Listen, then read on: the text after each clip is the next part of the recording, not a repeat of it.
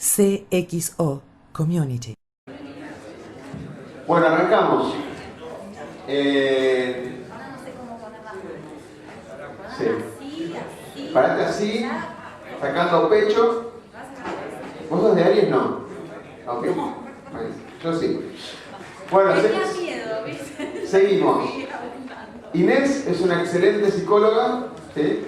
Así que no es psicóloga, eso que asociamos siempre de psicóloga de locos. Es una psicóloga muy especialista, por un lado, en la parte deportiva, de trabajos en equipos, todo lo que es la parte deportiva aplicada en la empresa, que es su parte más interesante. Y lo otro es la parte, obviamente, sí, la parte disruptiva de la psicología 1 a 1, ¿cómo se llama? Psicología tradicional.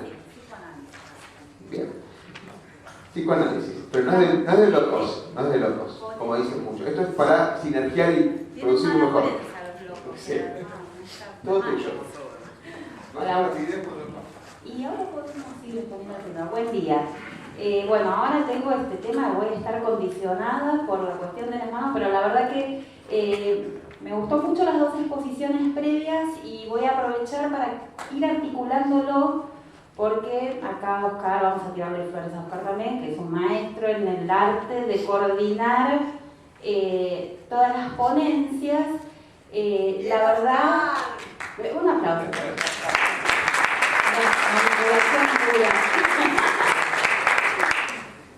Entonces vamos a ir articulando todos los conceptos, porque lo bueno de esto es que cada uno de los que venimos y les contamos algo, les hablamos desde un lugar y desde una óptica. Estamos mirando por lo general una parte de esta figura, de esta esfera, de una parte del tema. Entonces no hay contraposición, sino que hay mucha complementación de temas. Entonces es interesante siempre ver desde qué lugar cada uno habla y desde qué lugar cada uno dice lo que dice y para qué sirve lo que cada uno hace en sus distintas especialidades. La primera aclaración es manipulación. Bueno, todos somos manipuladores, todos somos manipulados y todos utilizamos consciente o inconscientemente técnicas para tratar de que los demás hagan algo a nuestra conveniencia, y esto es casi esencial en la naturaleza humana y en la vida de la sociedad. Después las cosas se van a distinguir en cuanto a las finalidades que uno persigue.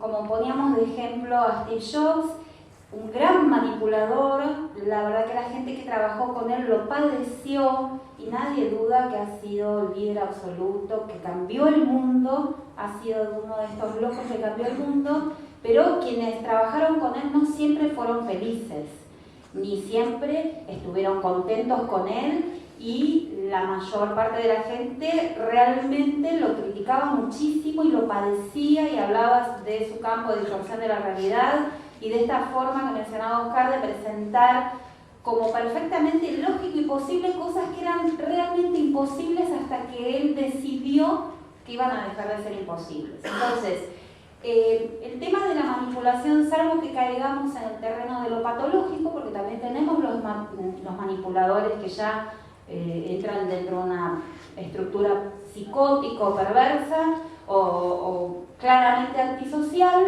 como puede ser un estafador, que es un gran manipulador, pero que lo hace para obtener un perjuicio en otra persona, no solamente una ganancia para nosotros. Tenemos que hablar también de la voluntad o las ganas de perjudicar al otro. Esto es un tema interesante para distinguir siempre. Y hoy de lo que vamos a hablar es de las mentiras. Entonces acá van a ver personajes los tres de arriba. El cuarto es Paul Ekman, que es precisamente un psicólogo norteamericano, un científico que se ha dedicado en los últimos casi 50 años al estudio precisamente de la microgestualidad, que algo nos introdujo en el tema Pato, y de los microademanes. Él ha hecho de esto una ciencia y continuó con la línea darwiniana.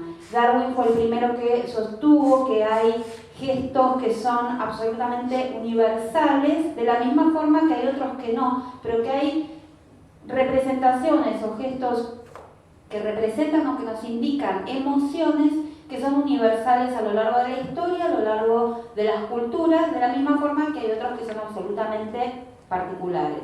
En la esencia de distinguir esto y de poder estudiar esto está la investigación de Ekman. Así que bueno, primero vamos a largar con un video de presentación de la serie Lie to Me. Algunos de ustedes quizá que la conocen, es una serie que se emitió hace unos años, que presenta el personaje es Carl Lightman, y Carl Lightman es la representación de Paul Ekman. El Lightman Group es el Paul Ekman Group, y Ekman personalmente supervisó la serie, no en la parte novelada, sino en la parte de que todo lo que se dijera en la serie referido a la microgestualidad fuera absolutamente genuino. La supervisión de él fue directa, la participación de él fue directa, así que es una serie muy interesante y que nos va a dar un breve paneo de lo que vamos a hablar ahora.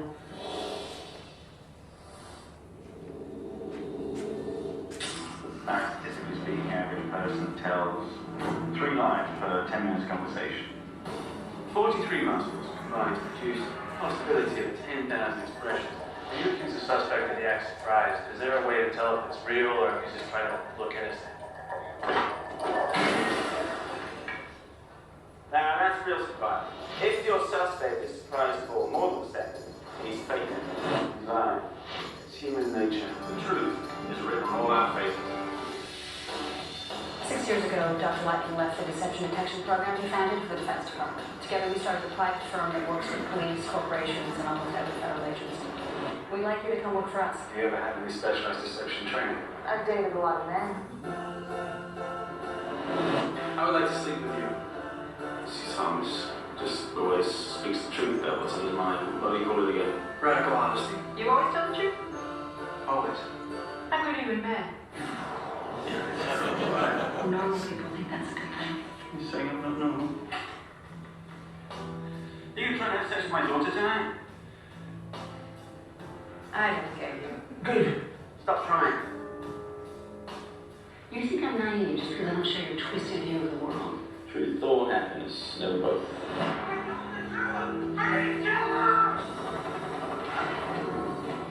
Your face.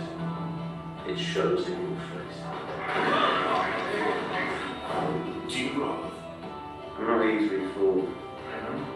It makes you one hell of a liar. Personally, I think what you do is a joke. Oh yeah, I get that love. De los productores de 24. No, no, it's not. What's that? Step backwards. Means he doesn't believe what he just said. He's lying. He's lying. I don't know. Chica. Live to Me. Estreno el lunes 20 de junio a las 22 horas. Vamos. ¿Cuántos de acá vieron esta serie? Ah, bueno, uno, está bien. Así que ya saben de qué se trata y ya saben cuáles eran los métodos que usaba Lightman, que era un creído absoluto, o sea, un creído absoluto de la naturaleza mentirosa que tiene el ser humano, que tenemos todos. Les voy a pedir por favor que interrumpan la presentación con preguntas para tratar de hacerlo un poco... Es un tema muy duro hablar sobre la mentira, porque por un lado tenemos la creencia de que nosotros no mentimos mucho, pero no es cierto, mentimos bastante, a cada rato. Y por otro lado, siempre nos resulta muy difícil querer saber la verdad.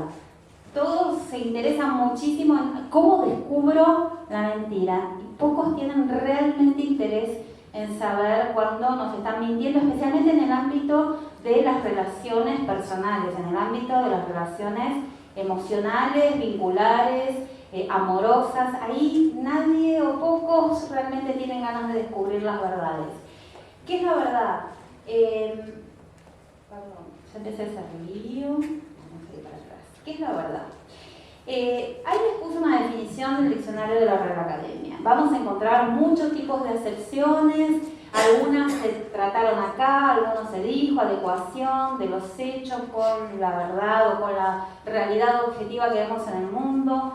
La primera aclaración es que, no desde la psicología, sino del psicoanálisis concretamente, la verdad es que no nos interesa mucho saber si un paciente nos dice la verdad o nos miente. Nosotros no trabajamos desde la óptica psicoanalítica con la verdad o mentira del discurso. Trabajamos específicamente con el discurso. ¿Por qué? Porque sabemos que la verdad última del sujeto siempre va a surgir a través de alguna de las manifestaciones de su inconsciente. Entonces, realmente que un paciente nos mienta o no, no es la preocupación que tiene un psicólogo con orientación psicoanalítica o un psicoanalista en el momento de escuchar a su paciente. Entonces, hay otras áreas de la psicología que sí tienen interés en la verdad, en distinguir la verdad o la mentira del que habla, y hay otras actividades que necesitan conocer si alguien está mintiendo o no. Por eso hay mucho interés científico en tratar de desentrañar cuando una persona miente o no. Entonces, ¿por qué decimos esto de que no nos interesa mucho? Porque la verdad que llegar a la verdad última nuestra implica hacernos cargo de nosotros mismos y de nuestra propia y subjetiva realidad. Uno lo que se encuentra generalmente en el consultorio es el paciente que viene por primera vez con una lista muy grande de quejas, y de quejas relacionadas con su pareja, sus hijos, sus jefes, sus amigos, y todo es una queja permanente. Y seguramente ustedes son quejosos o padecen a gente quejosa, que lo único, las mujeres nos caracterizamos en esas charlas que ustedes querían saber de qué se trataban, fundamentalmente de quejarnos de nuestras parejas. Esto es algo, ustedes hablan de fútbol, nosotros hablamos de esas cosas, la mayoría de las conversaciones, pero la queja siempre que indica que algo no nos gusta. Ahora, si algo no te gusta, esto, ¿por qué vas a gastar tanto en una psicoterapia si es más fácil separarte? Quizá que el gasto mayor en un principio sea más grande, el duelo va a ser costoso desde lo emocional, pero vas a terminar de quejarte. O sea, si tenés una persona al lado de la cual te quejas todo el tiempo, ¿por qué seguís al lado de esa persona? Bueno, esto es lo que tratamos de desentrañar nosotros cuando tenemos un paciente que viene y se queja. Queremos ver a dónde apunta esa queja, qué le molesta y de qué no quiere hacerse cargo. Por eso los tratamientos muchas veces son abandonados, especialmente en el momento donde cada uno tiene que hacerse cargo de que tiene que hacer algo en su vida para cambiarlo. Entonces, a veces es más divertido seguir quejándose, seguir haciendo todo siempre igual y que nada cambie antes de asumir la verdad subjetiva. Por eso, la verdad que manejamos nosotros es muy distinta al concepto que podemos encontrar en el diccionario o que podemos encontrar desde lo filosófico. Ahí tienen las 5 manifestaciones del inconsciente con los que trabajamos nosotros. Ustedes seguramente han de haber visto y han de haber participado y han de haber sido espectadores y actores de casos donde uno se olvida algo, donde comete un lapsus en el discurso y dice algo que no quería decir pero salió igual. Ese es el surgimiento de la verdad. Trabajamos con los síntomas, con eso trabajamos los psicólogos en el consultorio, no fuera del consultorio.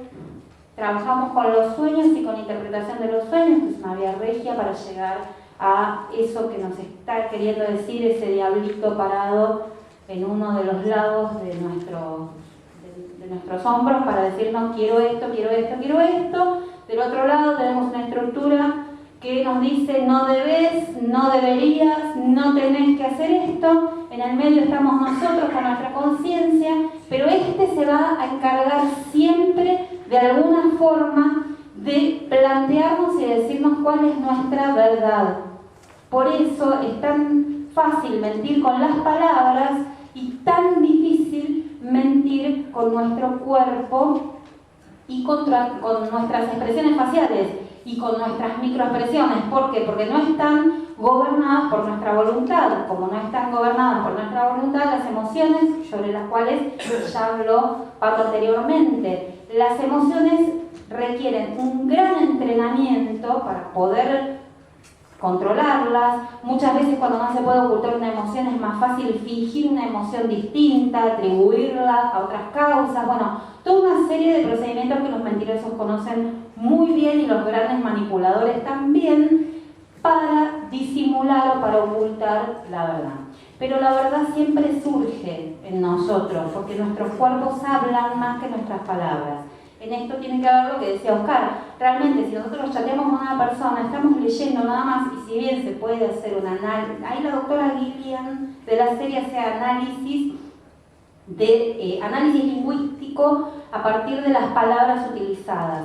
Se puede analizar mucho, pero para eso hace falta un especialista.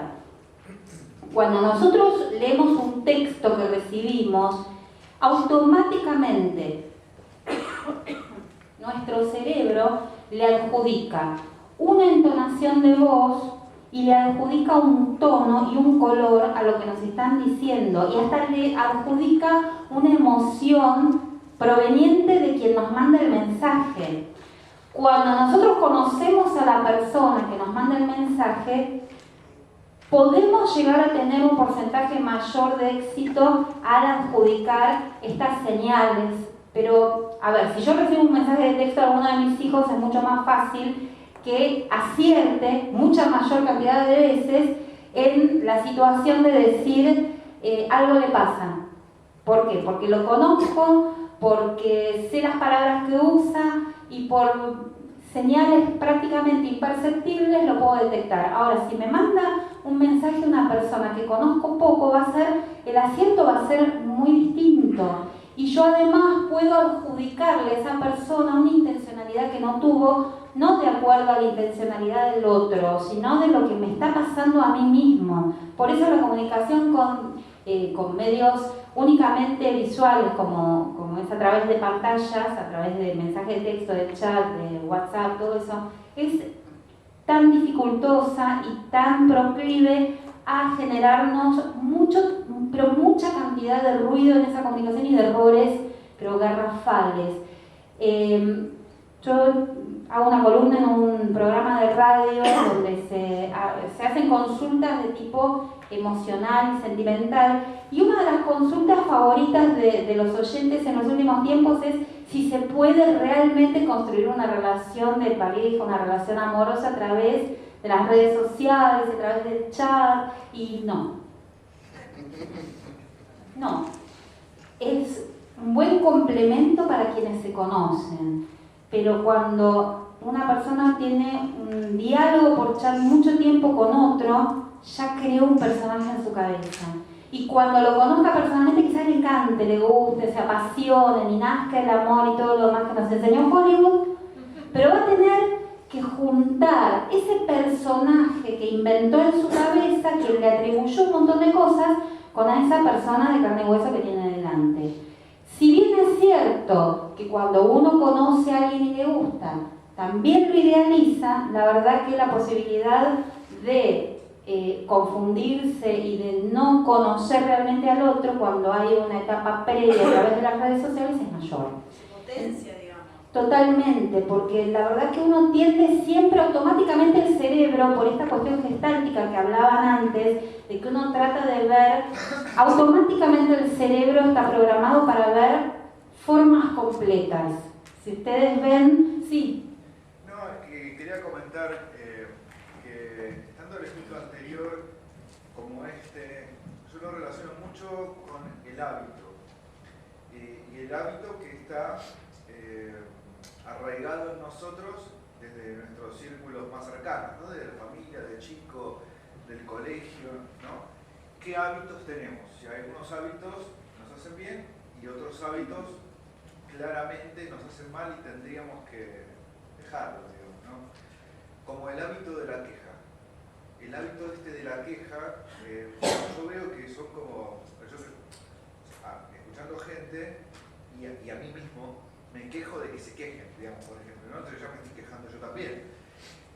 Pero hay algunos que se quejan de 1/2 temas, algo acotado donde claramente quizás haya que tomar acciones, pero cuando uno se queja de muchos temas... Hacer de la queja la forma comunicacional permanente. Me quejo porque hace frío, me quejo porque hace calor. Porque no me paró el colectivero, porque... Lo que pasa es que en esos casos es mucho más fácil quejarse de todo lo que está alrededor que asumir la realidad de que uno está muy disconforme con un montón de cosas que tiene que cambiar. Es muy difícil hacerse cargo de esto, no es tan sencillo, si no todo el mundo andaría feliz por la vida y no pasa. Pero a eso lo que voy. Yo creo que no es que yo tengo que cambiar un montón de cosas, sino que solamente tengo este hábito de la queja, que lo miro y digo la verdad, no sirve para nada. Y no es que estoy inconforme con el mundo, sino que están todas las cosas bien. Mi pareja está bien, el laburo es un laburo perfecto, me llevo bien con mis amigos, solamente que como todos los demás se quejan, yo también quiero pertenecer al grupo de los quejosos. Y desde chiquitos nos quejamos. O nos juntamos para quejar o para criticar a otro. Entonces estamos en el grupete de los quejosos y los que critican. Y si no, ¿de qué hablamos en el momento? Bueno, ahora lo que vamos a hablar es precisamente de la verdad y de la mentira. Y vamos a ver dónde nos podemos sentir identificados con cada una de estas cosas. Esto ya lo dijimos. ¿A quién le interesa descubrir mentiras? ¿Qué les parece? A todos. ¿Realmente a todos? ¿Sí? ¿Sí? Si a ustedes su pareja los engaña, ¿les interesa descubrirlo? ¿Están seguros? ¿Sí? ¿Saben lo que tienen que hacer después de eso? Sí. ¿O bancársela, o separarse, o ponerse a cornamenta? Hablan. Les puedo asegurar que no todo el mundo quiere... A ver, les pongo una situación bien clara porque es la mayor cantidad de consultas que reciben las agencias de detectives y todo lo demás, y de seguridad de la información, que quieren leer los mails de la pareja para ver si tiene un romance con el secretario, el personal trainer, el profesor de tenis o el cocinero, qué sé yo. Bueno, entonces, no, después no hacen nada, después agarran las pruebas, las tiran, se hacen los tontos, prefieren seguir así, los divorcios cuestan caros, movilizar toda una estructura es muy difícil. La verdad que la pareja a la cual la otra le está siendo infiel, la otra o el otro, lo sabe. Si ustedes están engañando a sus parejas y creen que su pareja no lo sabe, y son muy ingenuos, lo saben, pero la verdad es que es mucho más fácil hacerse el tonto y mirar para otro lado que hacer las cosas que hay que hacer o que deberían hacer y que no les gustan y no tienen ganas y no quieren hacer. Así que no se crean que a todos les interesa descubrir mentiras. No, generalmente está circunscrito a muy pocas personas que son valientes y lo van a enfrentar y van a actuar conforme a sus convicciones, o sea, conforme a lo que quieren hacer de su vida y querer llevar una vida menos hipócrita, a las agencias de investigación, a las personas que investigan crímenes y quizá que también en el ámbito de la salud mental, cuando no estamos hablando de psicoterapia, sino de tratamientos psiquiátricos y necesitamos, por ejemplo, descubrir un suicida. Si un suicida nos está mintiendo o no. Ekman llega a la investigación que llega precisamente por un caso de un intento de suicidio, porque era una gran mentirosa que le podía mentir a su médico, entonces lo que necesitaban era descubrir realmente si esa persona que decía estoy bien, como decía Pato recién, estoy bien, estoy genial, estoy esto, si estaba diciendo la verdad y si se le iba a dar el alta a una persona que iba a llegar a su casa y se iba a suicidar junto con su esposo, sus hijos y todo. Entonces, esos son los ámbitos realmente donde la verdad y la mentira interesan. Bueno, esto más o menos ya se los dije todo, les va a quedar la presentación. ¿En qué enfocarse? Hay cosas que son interesantes enfocarse cuando uno trata de saber algo más acerca de la mentira. Cuando una mentira logra su objetivo o fracasa en su objetivo. La mentira logra su objetivo cuando logra engañar. Y hay realmente mentiras que no se descubren, que pasan, que lograron el objetivo del engaño y siguen adelante. Lo que nosotros vamos a apuntar a qué pasa cuando la mentira no logra su propósito. ¿Por qué? Porque ahí nos vamos a enterar de cuáles son las pistas que tenemos que seguir si realmente queremos descubrir un mentiroso. Existen distintos tipos de mentiras. Tenemos que saber cuándo tiene algún sentido buscar un indicio o no. Porque nosotros, la verdad que es muy interesante, lo mismo que Pato. Es muy interesante tener el dominio de, por ejemplo, las técnicas de programación neurolingüística. Es muy interesante tener el dominio de las técnicas de cómo detectar una mentira o no. Pero uno se tiene que olvidar de todo eso cuando sale a la calle a vivir su propia vida, porque si no es insoportable estar al lado de gente que te estás dando cuenta que te están mintiendo, los primeros tus hijos. Entonces, a mí me pasa a veces en casa esta situación de mirar a mi hija, pero la miré, ni siquiera pensé si me estaba mintiendo o no, y me dice, ay, no se puede estar con vos que te das cuenta si te miento o no. Yo no dije nada, es insostenible eso, entonces uno se tiene que olvidar de todo lo que sabe para poder tratar de llevar una vida más o menos soportable, si no realmente se hace insostenible. Sí. No, solamente quería, capaz que preguntarse, o es válida la pregunta, ¿por qué quiero descubrir la mentira?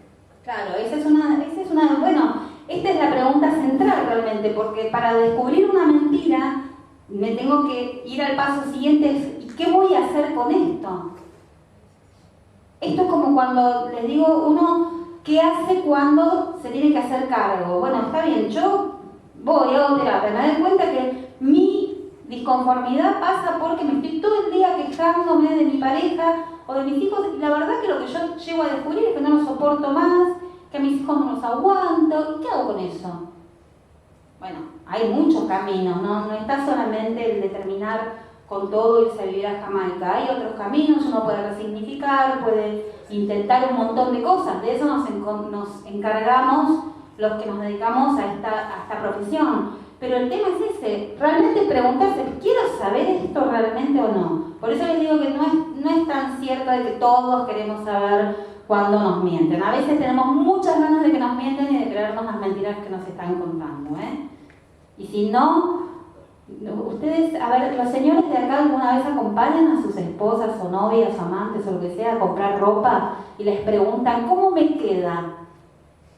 ¿Son sinceros siempre en la respuesta? ¿Les dicen siempre, eso te queda horrible? Un poco más suave. Si le queda horrible, suavizarlo no es mentir. Vamos a ver esto. No te queda. No es para vos. Decimos, esto no es para vos. Ese vestido es horrible, tienen que decir. A ver, un poco de entrenamiento en estas cosas. Ese vestido es espantoso, tiene mala terminación, cae mal, la tela es un desastre y el color es patético.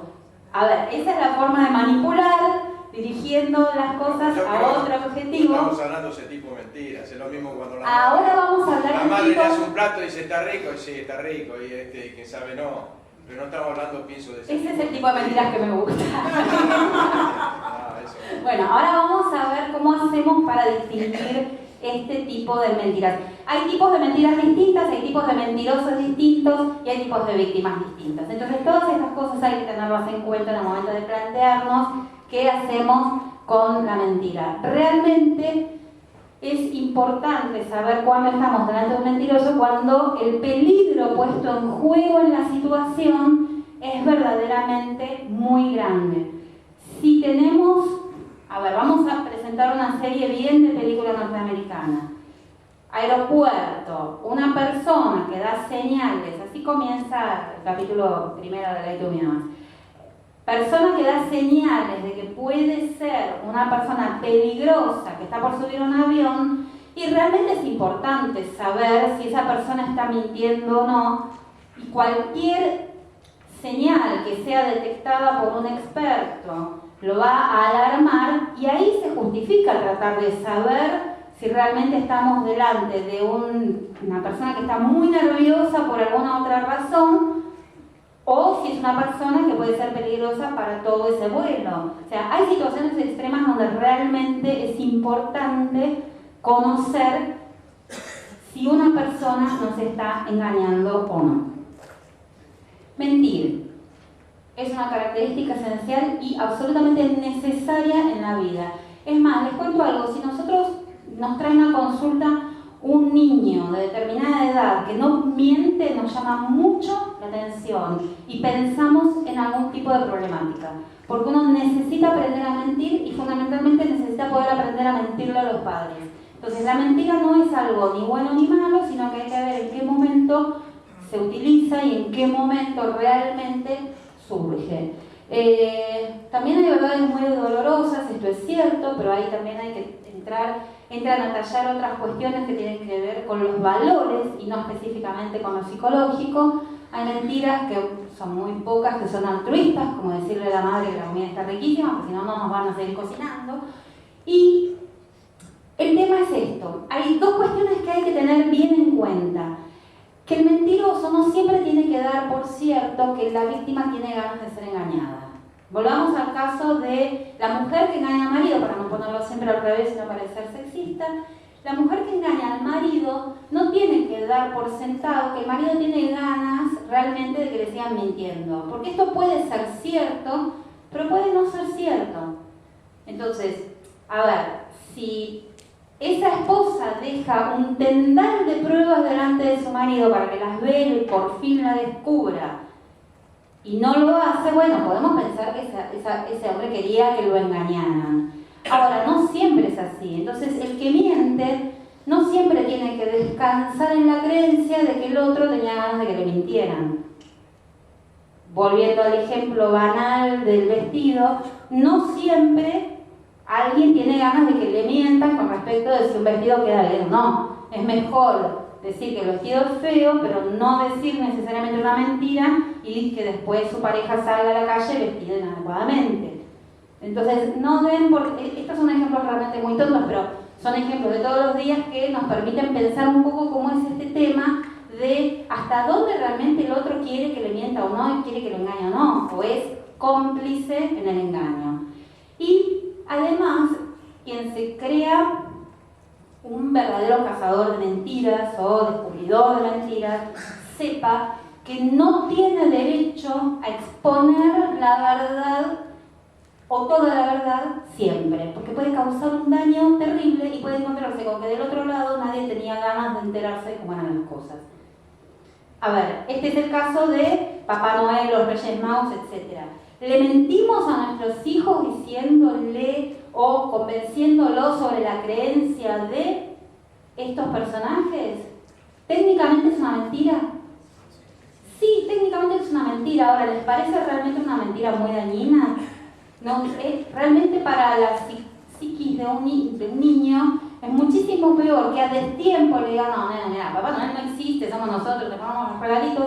Es muchísimo peor porque va a apuntar a la falta de confianza, va a apuntar a una etapa donde la imaginación es absolutamente necesaria. O sea, va a traer una serie de consecuencias que son muchísimo peor que mantener esa mentira que es una mentira inocente. Bueno, mentir que es engañar y es desinformar. O sea, cuando yo manipulo de alguna forma la información, estoy mintiendo. Y para que alguien pueda mentir, uno de los requisitos que tiene que poder hacer es elegir entre decir la verdad o no. Esto es importante para poder nosotros considerar que estamos delante de una mentira. La persona tenía que poder elegir entre decir la verdad o no. Un mentiroso patológico no tiene esa posibilidad porque cree en lo que dice, entonces no está mintiendo. ¿Son técnicamente mentiras? Sí. ¿Él es mentiroso? No, tiene una patología que lo lleva a convencerse de que lo que está diciendo es cierto, aunque los hechos objetivos del mundo nos estén demostrando lo contrario. Y además, tiene que haber una clara manifestación por parte de la víctima, de la mentira, del engaño, de no haber avisado si, mirá, mentime. Ejemplo, la persona que va a hacerse estudios médicos y que le dice a su médico, mira, la verdad es que si tengo algo malo no lo quiero saber. Vos tratame de hacer todo lo que tengas que hacer, pero a mí no me informes. Los familiares que no le informan al paciente que sabe que está con una enfermedad terminal, ¿cuánto le queda de vida? Tiene que haber una voluntad de ese paciente de no saber, porque quizá que la persona quiere saber cuánto le queda de vida para 1000 cosas. Quizá que su sueño era tirarse paracaídas y si no le decimos, mira, te quedan 5 días de vida, difícilmente lo pueda realizar. Entonces, estas dos cosas, para poder decir si estamos delante de una mentira o no, son importantes. ¿Cómo se miente? Otra de las propuestas. ¿Me faltan 10? Perfecto. ¿Cómo se miente? Ocultando información. Y esto a nadie le gusta que le digan que cuando oculta información está mintiendo. Es la forma más usual de la mentira, es la que genera menos culpa. Los mentirosos, por lo general, eligen primero que nada esta manera de informar. A ver, si cuando llego a mi casa le pregunto a mi hija, ¿cómo te fue? Bien, bárbaro, qué sé yo. No soy muy específica en las preguntas y ella no me cuenta que hizo algo que específicamente sabía que no podía hacer, ella se queda muy tranquila sabiendo y pensando y creyendo que no me mintió. Sí me mintió, ¿por qué? Porque me ocultó información. Ocultar información es una de las primeras formas y más básicas de la mentira. Después, bueno, obviamente está tergiversar la información, falsearla a través del engaño, y después está la forma que combina esto. Cuando ocultamos, tiene muchísimas ventajas. Primero es esto de no sentirse tan culpable, porque no tuvimos que hacer ningún acto volitivo, o sea, no hablamos, no dijimos la mentira, simplemente callamos. Pero ¿qué pasa? Nos exige casi nada de memoria. ¿Por qué? Porque siempre vamos a poder alegar después, no me acordaba. Segundo acto del mentiroso. Primero ocultar y después decir, ¿sabes que no me acordé que pasó tal cosa? Mentira, ahí estás además mintiendo no solamente porque estás ocultando, sino que además a sabiendas me estás diciendo que no te habías acordado. Entonces la mentira es un camino de ida hasta que nos descubren. Es más disimulable, genera menos culpa, y cuando no alcanza solamente con ocultar y callarse y no decir nada y no hablar en sueños dormidos, que esto es algo que también suele suceder cuando queremos que nos descubran, ahí tenemos que pasar a la mentira por acción, o sea, el falseamiento y engañar, que acá ya se pone un poco más complicado el tema, porque va a involucrar las emociones de las que hablaba Pato anteriormente y que mencionó también Oscar en su presentación. Cuanto más fuertes sean las emociones involucradas, más difícil va a ser ocultarlas. A ver,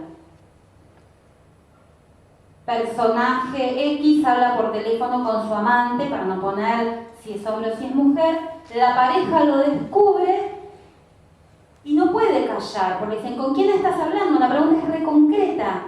Y no puede decir con nadie o callarse o quedarse mudo. Tiene que hacer un acto concreto y mentir específicamente.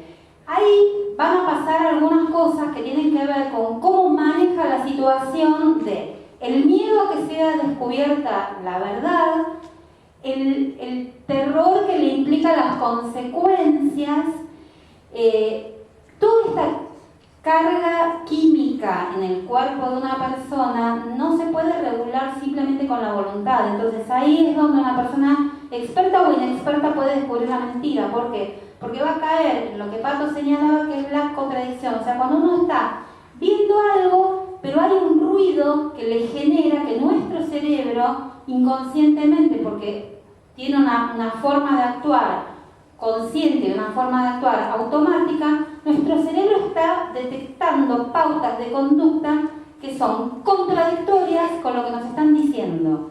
Y el cerebro lo detecta siempre. Lo que pasa es que nosotros, por nuestra socialización y nuestra falta de ganas, lo callamos. Si ustedes simplemente se dedicaran a no racionalizar cuando escuchan algo, o simplemente le prestan atención a esas corazonadas, dicen, algo me hace ruido acá, algo no me gusta, esta persona no me cae bien, o esto que me está diciendo no me termina de cerrar, y simplemente se relajaran y permitieran que su cabeza trabajara en modo un poquito más automático, se darían cuenta enseguida que les están mintiendo. Sí. Yo creo que hablando un poco con la gente que miente en mi vida, digamos, O sea, con todos.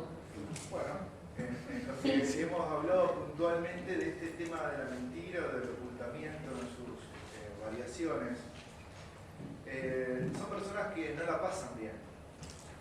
Cuando están mintiendo y durante las 24 horas que viven su vida, están constantemente haciendo un esfuerzo para mantener esa mentira. Esto tiene que ver con esto que estamos diciendo. Mentir exige primero tener muy buena memoria, y no todo el mundo tiene buena memoria. Hay que acordarse de lo que uno dijo, hay que armar una historia, hay que tener en cuenta los detalles. Muchas veces hay que involucrar a otras personas. Claro que no la pasa bien el mentiroso, salvo que sea un mentiroso patológico, salvo que sea un experto de la mentira o una persona que le guste mentir, que los hay también, pero el común denominador, el neurótico común y corriente, cuando miente, la pasa mal. Y esto, precisamente, el pasarla mal, es lo que permite que los demás se den cuenta que está mintiendo. Ahí está, la falla de la mentira se da cuando la persona la está pasando mal. Cuanto peor lo pasa una persona que está mintiendo, más rápido los que lo rodean se dan cuenta del engaño.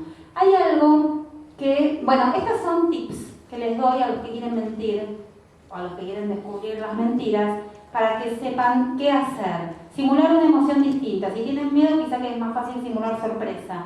Siempre la emoción negativa es la más difícil de disimular. Entonces siempre se tiende a una emoción un poquito más manejable. Sonreír es la primera cosa que nos enseñan en la socialización que tenemos que hacer como para decir qué bien que estoy fantástico, estoy feliz y todo lo más, y quizá que por dentro estamos hechos percha. Pero sonreír, si ustedes ven una persona que sonríe mucho cuando nos está y le estamos preguntando cosas y se ríe o es irónico, todo, bueno, es muy probable que les esté mintiendo. No sabemos en qué, pero es probable que les esté mintiendo. Decir una verdad de forma retorcida. Esto también es una forma de mentir. Decir la verdad parcialmente. Decir una partecita de una información también es mentir, porque estamos manipulando la información y eso es parte del engaño. Evasión por inferencia incorrecta. Esto es muy lindo. En el caso de... Les voy a traer el mismo ejemplo que pone Ekman en uno de sus libros. Exposición. Se los voy a adaptar acá. Vamos a suponer que yo después bajo y le digo a Oscar, ¿cómo estuve? ¿Estuve bien? Y Oscar me agarra la mano y dice, Inés, así. Inés no me dijo nada y me mintió porque él piensa realmente que estuve pésimo, me podía pasar la vuelta con el tiempo y todo lo demás. Eso es evasión por inferencia incorrecta. Es una forma de mentir. Muy gentil, pero es una forma de mentir. ¿Por qué fallan las mentiras? Dos razones, por lo que pensamos y por lo que sentimos.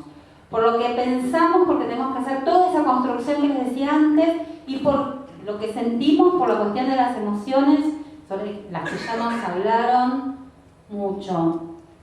Tips para descubrir dónde no se pueden estar metiendo el perro. Fallos en la memoria, falta de anticipación en la construcción de una historia. El que miente nunca sabe cuándo va a tener que volver a mentir. Entonces, muchas veces cae en el otro error, que es tener una historia demasiado perfecta. Las personas no contamos nuestra historia de vida de forma perfecta siempre, porque tenemos algunos pequeños fallos, no me acuerdo si fue en el 95 o en el 96, no sé si... ¿Cuándo fue el último mundial de rugby? ¿Cuándo hizo Palermo el último gol en Boca? ¿Qué sé yo? Tengo que hacer memoria. Eso no es mentir, esos son fallos en la memoria lógicos. Los grandes mentirosos los hacen a propósito, los fallos estos en la memoria, porque saben que una historia demasiado perfecta es una historia sospechosa. Bueno, ¿por qué fallan las mentiras en cuanto a los sentimientos? Fundamentalmente porque hay un deseo inconsciente de confesar, y esto es más común de lo que a ustedes les puede parecer. Generalmente el mentiroso nos deja pistas sin darse cuenta, permanentemente, porque quiere ser descubierto. Algunos quieren ser descubiertos para que, por su propio ego, de decir, mira qué buen mentiroso que soy, esos son, ojo con eso, son los patológicos. Y otros quieren ser descubiertos porque quieren decir, pasó esto, la verdad es esta, estoy cansado de ocultarlo, y además porque le da muchísima culpa mentir. Entonces la verdad que lo que va a padecer, o sea, el castigo por confesar la verdad va a ser menor que la culpa y la tortura que siente por saber que está mintiendo, especialmente cuando se le miente a alguien significante. Hay algo que puede hacer confundir y que hace confundir generalmente al polígrafo. Hay algo equivalente al miedo a ser descubierto, que es el miedo a no ser creído. Y como es una emoción, y el polígrafo lo que detecta son variantes fisiológicas en las emociones y no el en qué me está mintiendo, a veces los polígrafos fallan precisamente, y los descubridores de mentira también, porque el miedo a no ser creído es tan fuerte en una persona que quiere que le crean y que tiene miedo a que no le crean, que lo pueden llegar a hacer pasar por mentiroso. Por eso no es tan fácil tampoco detectar mentiras. La personalidad del mentiroso, una persona muy culpógena, se le hace muy difícil mentir y la verdad que lleva una vida muy torturada. Lo que esté en juego al momento de mentir, la graduación del daño, la evaluación de la ganancia, esto es lo que les mencionaba recién. ¿Qué está en juego en el momento de mentir? Uno a veces se tiene que poner a evaluar si lo que... A ver, si mintiendo evito... Volvamos al caso de los hijos. Si mintiendo evito que mi vieja me rete, pero como consecuencia de eso pierdo su confianza, esto es concretamente lo que yo le digo a mis hijos en el momento de decirme algo que para ellos es disvalioso y que seguramente para mí va a ser mucho más disvalioso.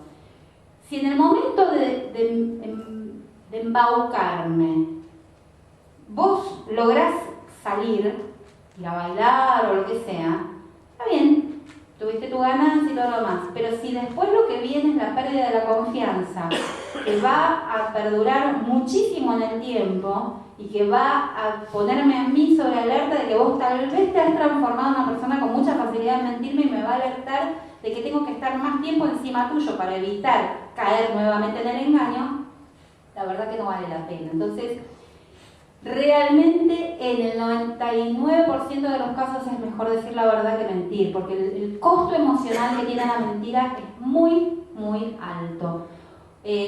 La graduación del daño que vamos a provocar si decimos la verdad también es algo para tener en cuenta. A veces diciendo una verdad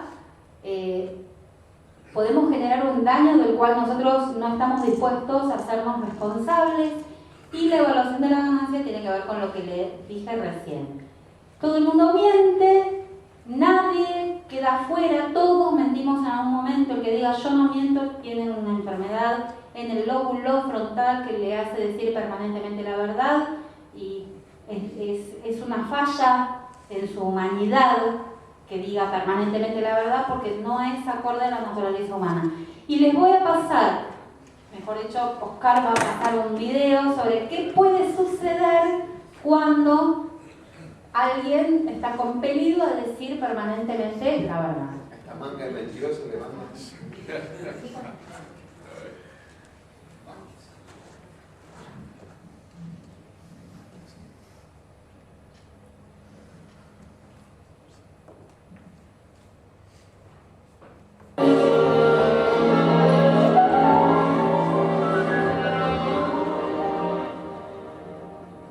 Hola. Hola. ¿Nueva en el edificio? Sí, me mudé el lunes. Ah. ¿Y hasta ahora le gusta? Todos han sido muy amables. Bueno, porque tiene toronjas grandes. Es decir, sus senos son enormes. Bueno, quiero apretarlos. ¡Ah! ¡Mamá!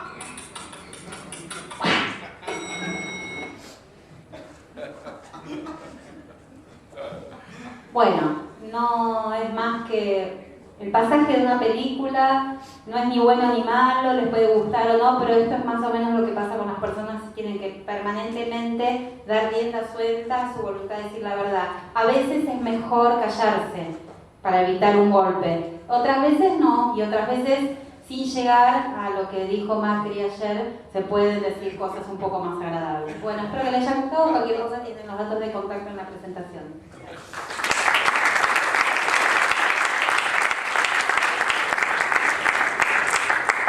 Gracias, Inés.